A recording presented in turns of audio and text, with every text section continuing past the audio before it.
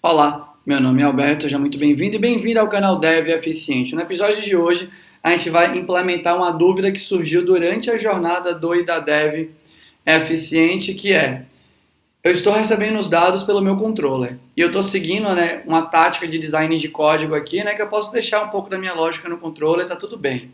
Só que aí, em algum momento, eu preciso receber o mesmo tipo de dado, por outra entrada do meu sistema, por exemplo, lista, para um broker, de mensageria ou algo do gênero. Putz, agora eu quero fazer a mesma coisa, só que a partir de duas entradas diferentes.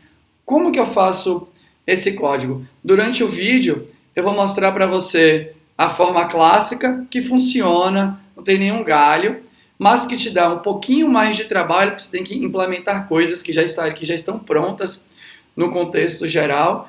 E eu vou te mostrar uma outra forma, na verdade, uma ideia de outra forma que não precisa ser construída de maneira mais refinada, para colher a sua opinião, para ver o que você acha.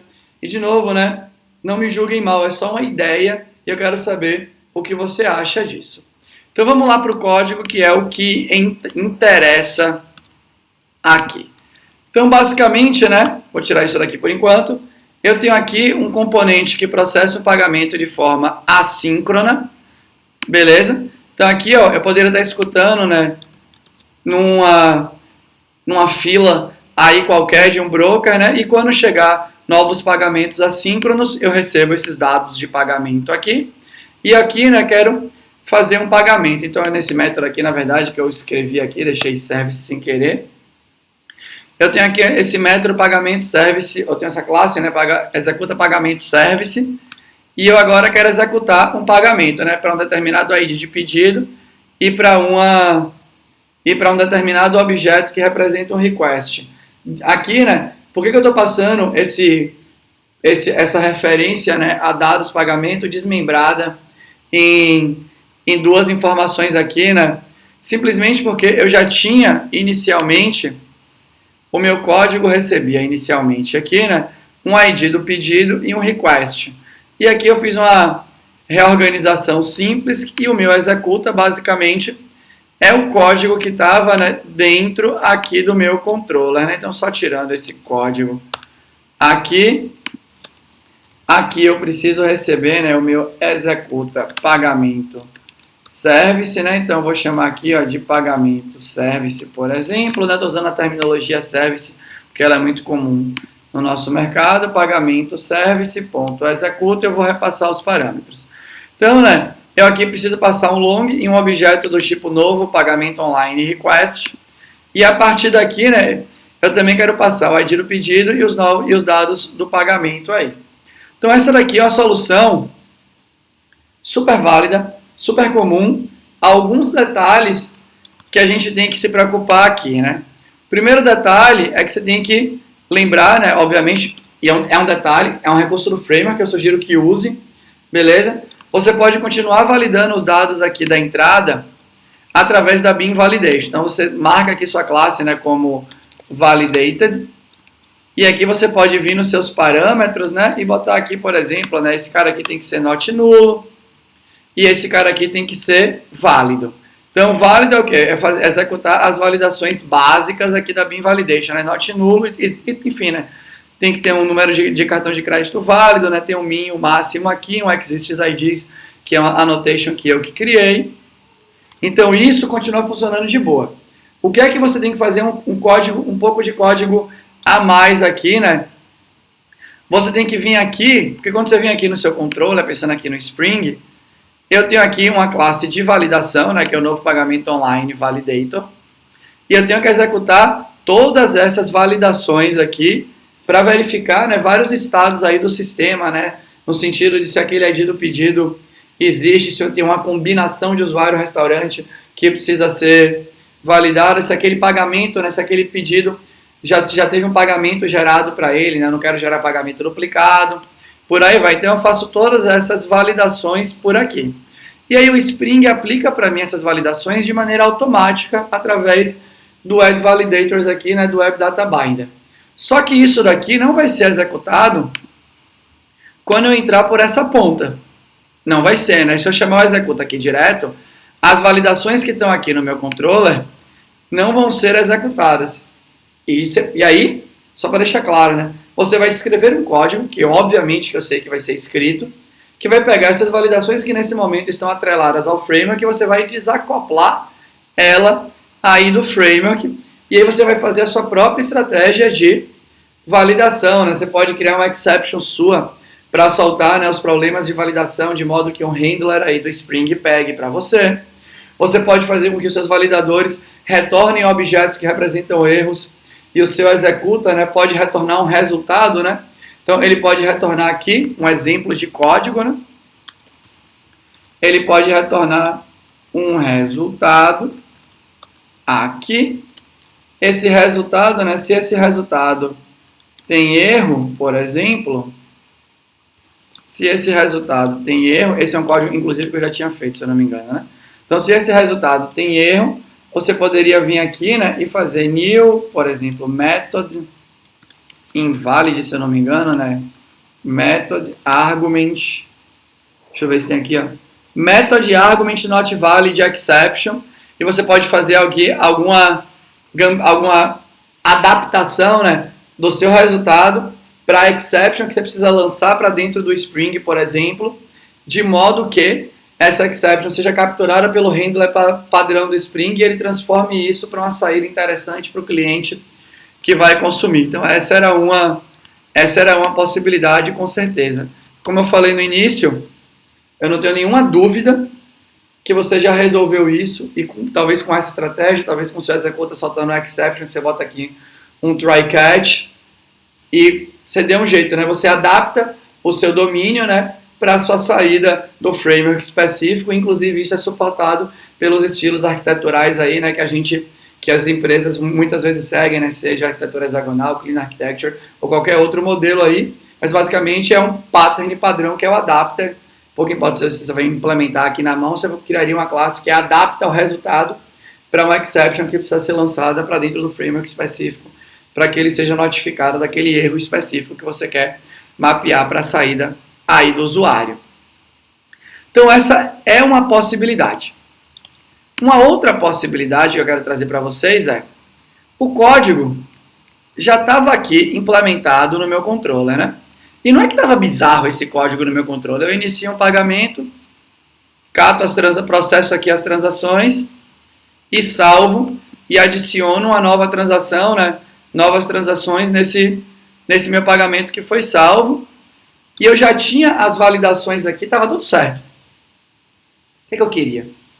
Eu queria reaproveitar esse fluxo de negócio. Porque aqui, o meu controller, eu entendo que ele nasceu esse código nasceu para atender requisições HTTP. Mas e se eu quiser extrapolar, se eu quiser fazer mais, né, com ele do que o que ele nasceu para fazer? Será que é muito terrível querer fazer isso? Eu entendo que não, né? Eu estou tentando passar pela barreira que foi estipulada para mim para ver se isso me retorna algum tipo novo de ideia, para eu combinar a minha ideia com a sua, talvez a gente chegue numa coisa mais interessante. Então, o que é que eu sugeriria aqui? Ó? Eu queria que o Spring ou os outros frameworks tivessem uma classe que, tipo assim, ó, endpoints.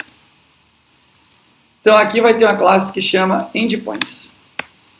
Nessa classe do framework, é que aqui eu fiz a minha fake, né?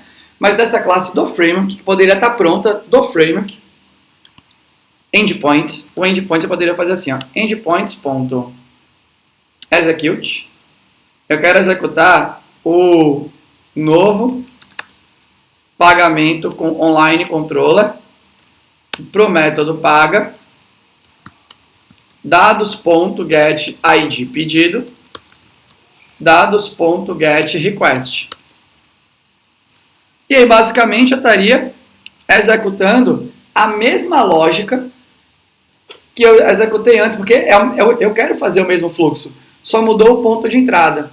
E aí você aqui, né, como que o framework poderia resolver isso? Uma implementação mais inocente, que foi aqui eu fiz aqui, né? Aqui eu fiz só para brincar, tá, gente? Um exemplo. Uma implementação mais inocente, né? Ele poderia vir aqui e disparar, né? Eu queria aqui Criei aqui uma interfacezinha do FEM, apontando para localhost, mapeei meu endereço, recebi os parâmetros. Aqui eu estava tentando simular o framework, né? E aqui eu fiz o quê? Criei uma ideia de proxy, né? Então, instanciei meu controller, sobrescrevi o método. Deixa eu tirar esses amarelinhos aqui do capeta, né? Então, eu vim aqui, ó, criei meu proxy, beleza? Então, vim aqui, instanciei meu controller, criei uma classe filha de novo pagamento online controller aqui na hora, que é basicamente o proxy. Eu recebo os mesmos parâmetros, só que aqui por dentro, ó, eu chamo o código do FEM. Por quê? Porque o FEM vai disparar uma requisição para localhost, que vai passar por toda a stack do Spring MVC, que vai executar o código normalmente. O que é que eu queria? Eu queria que o Spring tivesse isso implementado para eu poder chamar o código como se eu estivesse chamando o controller, mas na verdade ele está executando tudo sem fazer uma requisição HTTP. Ele executa tudo local, só que ele faz essa chamada de método passar pela stack básica de uma requisição HTTP, né? Então vai rodar os validadores, né? E por aí vai. Só que ele não vai escrever uma resposta na saída e ele nem vai ficar fazendo parse da requisição, né? O servidor, na verdade, vai fazer o parse, vai entrar para ele, ele vai converter os dados e por aí vai. Ele não vai fazer nada disso. Ele vai simplesmente chamar direto o método, só que sem passar pela requisição HTTP. Então esse foi um modelo que eu pensei. E o outro modelo que eu pensei, né, seguindo a mesma ideia, que você ficaria ainda mais desacoplado, era você poder vir aqui e simplesmente dizer que você quer chamar esse endereço, né? Você está acoplado agora só ao endereço. Eu quero chamar esse endereço, passando aqui, ó, na verdade, esse daqui. Aqui eu vou concatenar na raça, beleza? Mas a gente poderia fazer, né, ou suportar aqui a combinação do parâmetro no endereço. E dados.getRequest. E aí, de novo, né, eu passaria aqui esse meu endereço e ele executaria esse endereço de maneira local, usando a mesma estratégia que eu queria utilizar para essa forma aqui de cima. Desse jeito eu entendo que o framework cuidaria de um aspecto transversal, né, que eu quero, um aspecto da tecnologia em si, né, me permitir chamar endpoints de maneira local. Eu reaproveitaria o fluxo que aquele endpoint dispara para dentro do sistema e eu reaproveitaria esse fluxo, né, de um outro ponto de entrada do meu código, por exemplo, né, um listener aqui de uma fila, ou enfim, ou de um tópico, tanto faz, aqui para mim. Por que eu acho que isso é legal? Porque você usaria um recurso do framework, um código muito mais testado, provavelmente um código muito mais performático.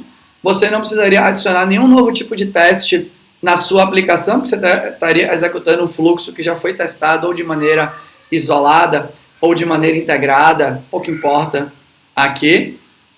E aí, no meu ponto de vista, isso deixaria o código ainda menos complexo do que talvez ele seja, por conta da utilização do service criado, né, localmente ali, né, pela própria equipe de desenvolvimento e tudo mais. Quando eu falo que fica menos complexo, é do ponto de vista de você teria que entender do framework, mas eu tenho trabalhado com a régua aqui. Se você está utilizando um framework, você deveria ser capaz de utilizar os recursos que aquele framework provê para você. Até falei isso em outro vídeo, né?